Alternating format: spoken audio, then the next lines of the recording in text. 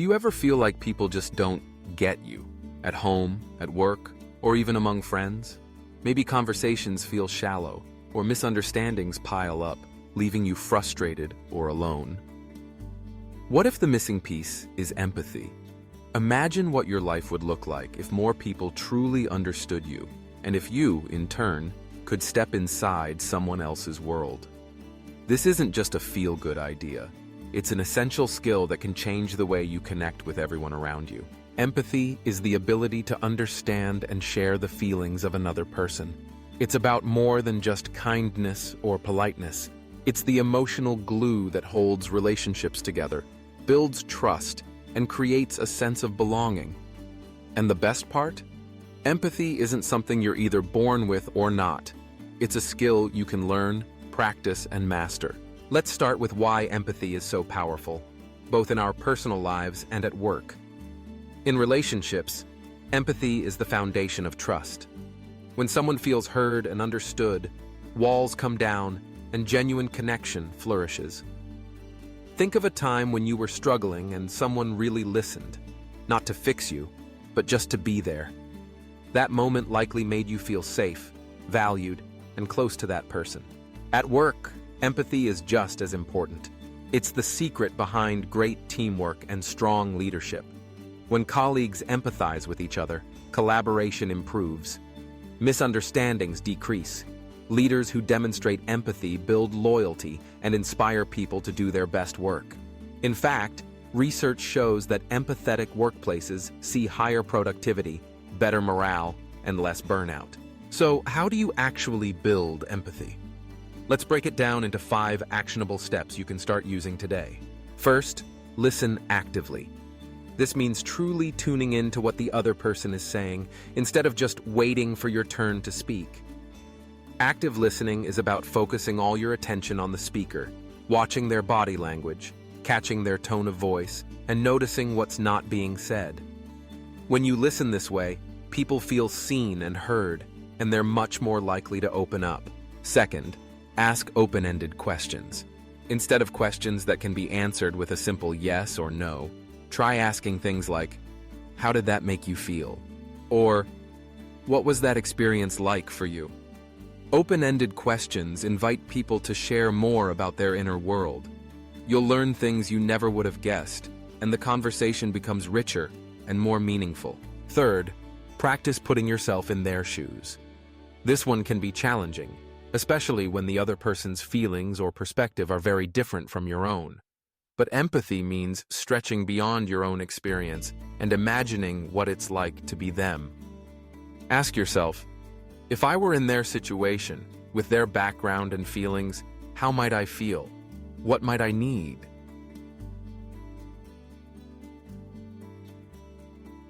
This mental exercise helps you respond with compassion rather than judgment. Fourth, reflect back what you hear. This is sometimes called mirroring or paraphrasing. When someone shares something important, try saying back what you heard in your own words. For example, "It sounds like you're feeling really overwhelmed by this project." This simple technique shows you value their emotions and are making an effort to understand. It also gives the other person a chance to clarify or expand, deepening the connection. Finally, stay present. Empathy disappears when we're distracted by our phones, our worries, or what we're going to say next. Being present means giving your full attention to the moment and the person in front of you. Put away distractions, make eye contact, and focus on what's happening right now. Presence is a powerful act of respect and care, and people can sense when you're truly with them. Let's dive deeper into each step so you can see how these skills play out in real life. Active listening is more than just hearing words. It's about listening with your whole self. Imagine your friend is telling you about a challenge at work. Their words might say one thing, but their posture, shoulders slumped, eyes downcast, tells you they're discouraged. Instead of jumping in with advice, you lean in, nod, and offer small verbal cues like, "I see," or "Go on." This encourages them to keep sharing and lets them know you're fully present. But what if you're in a heated discussion and emotions run high? Active listening becomes even more important. When tempers flare, we often stop listening and start defending our own point of view. In these moments, try to pause and really listen to what the other person is saying, not just the content, but the emotion underneath. Sometimes, just acknowledging their feelings can de-escalate the situation and open the door to resolution. Open-ended questions are your secret weapon for deeper conversations. Instead of asking, "Did you have a good day?" you might try, "What was the best part of your day?" Or, if a colleague seems upset, instead of, "Are you okay?" you could ask, "What's been on your mind lately?" These kinds of questions invite people to reflect and share more of their experience, which leads to greater understanding on both sides. Putting yourself in someone else's shoes isn't always easy, especially if you disagree or can't relate to their situation. But empathy doesn't mean you have to agree. It means you're willing to imagine. Suppose a coworker is stressed about a deadline that doesn't seem urgent to you. Instead of dismissing their feelings, try to see the world through their eyes. Maybe they're juggling responsibilities you don't know about, or perhaps they have a different working style. Even a small shift in perspective can help you respond with patience and support. Reflecting back what you hear is a powerful way to show empathy. For instance, if your partner says, "I'm just so tired of doing everything around the house," you might respond, "It sounds like you're feeling overwhelmed and unappreciated." This simple reflection shows you're listening beneath the surface and that their feelings matter. It also invites them to share more or correct any misunderstandings, which strengthens your connection.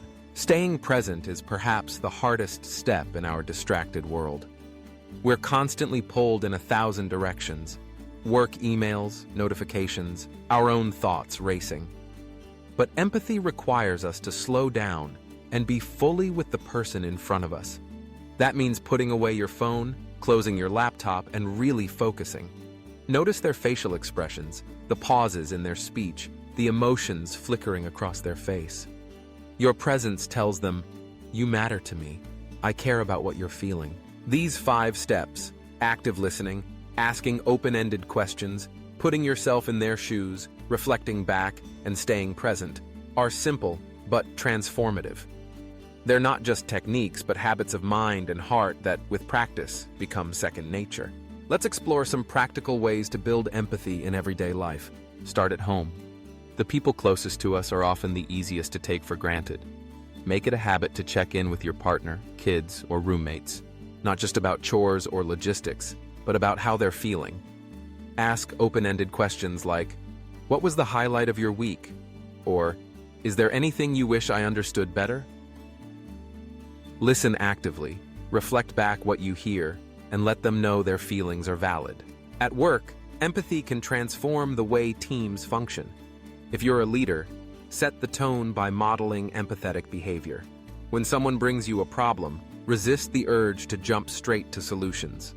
Instead, listen, ask questions, and acknowledge their feelings. For example, "I can see this project has been stressful for you. Let's talk about what support you need." If you're part of a team, look for opportunities to support colleagues, offer to help when someone's overwhelmed, or simply ask how they're doing. Empathy is also vital in difficult conversations, whether it's giving feedback, resolving conflicts, or addressing misunderstandings. When emotions run high, empathy helps everyone feel heard and respected, creating space for honest dialogue and resolution.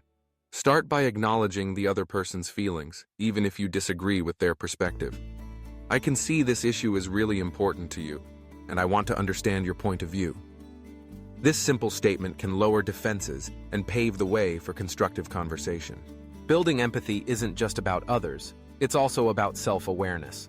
Sometimes we struggle to empathize because we're not in touch with our own emotions. Take time to reflect on your feelings and needs. The more you understand yourself, the easier it is to relate to others. Practice self-compassion, especially when you make mistakes. Remember, empathy is a journey, not a destination. Let's look at some common barriers to empathy and how to overcome them. One big obstacle is judgment. When we quickly label or criticize others, empathy shuts down. Try to replace judgment with curiosity. Instead of thinking they're overreacting, ask yourself, what might be making them feel this way? Curiosity opens the door to understanding. Another barrier is stress. When we're overwhelmed, it's hard to focus on others. If you notice yourself feeling impatient or checked out, take a few deep breaths and ground yourself in the present moment. Even a short pause can help you reset and re-engage empathetically. Cultural differences can also make empathy challenging. We all see the world through our own lens, shaped by our background and experiences. If you're struggling to relate, ask questions and listen with an open mind. Be humble about what you don't know and be willing to learn. Empathy thrives in an environment of respect and curiosity. Technology can be both a help and a hindrance. While digital tools connect us across distances, they can also create misunderstanding. Without the cues of body language or tone, it's easy to misinterpret messages. When communicating online, take extra care. Ask clarifying questions, use emojis to convey tone, and when possible, pick up the phone or meet in person for important conversations. Empathy isn't just a skill for personal relationships or the workplace. It's a force for good in the world. When we practice empathy, we build bridges across divides of culture, politics, and experience.